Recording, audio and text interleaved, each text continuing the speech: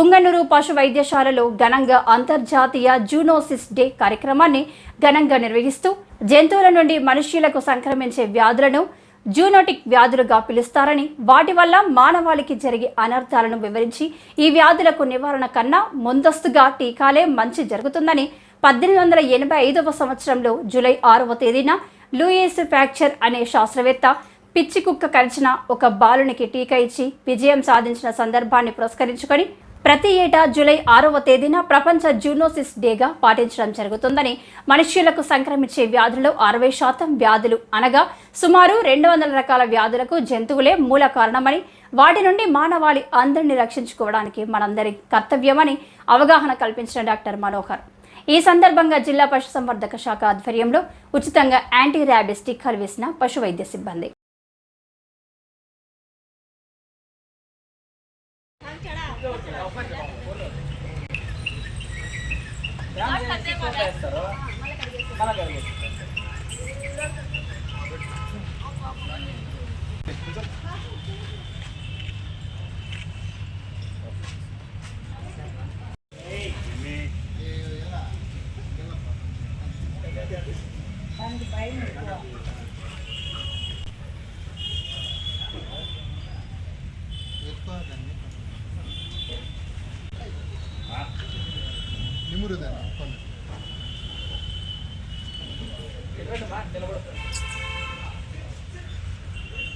ఆడవునండి మీరు sir English నేర్చండి sir.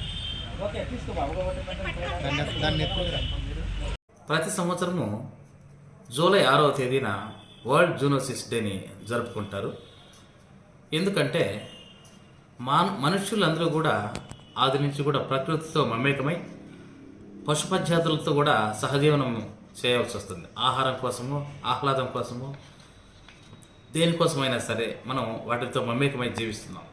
అయితే ఇందులో పశుపశ్చాదుల నుంచి మనుషులకు సంక్రమించే కొన్ని రకాలైనటువంటి వ్యాధులు ఉన్నాయి. ఈ సాంక్రమిక వ్యాధులు జూనోటిక్ డిసీజెస్ అంటారు. వీటిలో ముఖ్యంగా ర్యాబిస్, ఇది కుక్కల నుంచి మనుషులకు సంక్రమించే వ్యాధి. ఈ వ్యాధి సోకిన ఎడల మనుషులలో నీటిని చూస్తే భయం వేయడము, లాలాజల గ్రంథులు వాచిపోవడము, ఊపిరి తీసుకోవడం ఇబ్బందిగా మారి ఎవరిని గుర్తించలేని స్థితిలో నర్వస్ సిమ్టమ్స్ పీక్ లెవెల్కి వెళ్ళేసి మనిషి చనిపోవడం కూడా జరుగుతుంటుంది. దీనికి ట్రీట్మెంట్ లేదు, వ్యాక్సిన్ ఒకటే మార్గం. సో మనము మన పెంపుడు కుక్కలన్నిటికీ ర్యాబిస్ టీకాలు వేయించినట్లయితే మనం ఈ జబ్బు నుంచి కాపాడుకోవచ్చు. రెండవది బ్రూసిల్లోసిస్.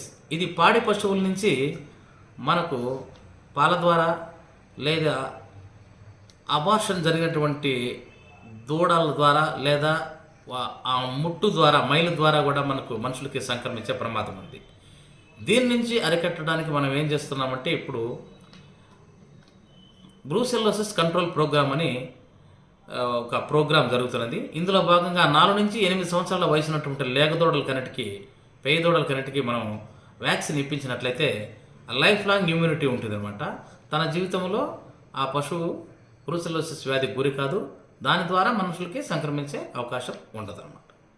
ఇది నెక్స్ట్ యాంథ్రాక్స్ అనే వ్యాధి కూడా పశువుల నుంచి మనుషులకు సంక్రమించే వ్యాధుల్లో ఒకటి. ఈ యాంథ్రాక్స్ అనేది ముఖ్యంగా తోళ్ళు పరిశ్రమ ద్వారా కావచ్చు, మాంస పరిశ్రమ ద్వారా కానీ మనుషుల్లో ఆ యాంథ్రాక్స్ వ్యాధితో చనిపోయిన పశువుల నుంచి సంక్రమించే అవకాశం ఉంది. శ్వాస తీసుకోవడంలో తీవ్రమైనటువంటి ఇబ్బందులకు గురి కావడము ఈ వ్యాధి లక్షణం. ఒళ్ళంతా కూడా బొబ్బలుగా వచ్చేసి శ్వాస తీసుకోవడం ఇబ్బంది, హై ఫీవర్తో మనుషులు కూడా చనిపోయే ప్రమాదం కూడా ఉంది. దీనికి కూడా మనకు టీకా లభ్యమవుతున్నది. మన దగ్గర గవర్నమెంట్ కూడా ఉచితంగా వేస్తున్నది. యాంథ్రాక్స్ టీకాలు పశువులకు వేయించినట్లయితే ఈ వ్యాధి నుంచి మనము కాపాడుకోవచ్చు. ఇది కాకుండా లెప్టోస్పైరోసిస్ అనే వ్యాధి, ఇది కూడా కుక్కలు మరియు ఎలుకల మలమూత్రాల ద్వారా మనం త్రాగి నీరు కంటామినేషన్ అయినప్పుడు, అటువంటి కంటామినేటెడ్ వాటర్ని మనుషులు తీసుకున్నప్పుడు ఈ వ్యాధి సంక్రమిస్తూ ఉంటుంది. దీన్ని ఎరాడికేట్ చేయడానికి కుక్కలకు మనము లెప్టోస్పైరా వ్యాక్సినేషన్ కూడా చేసుకోవచ్చు.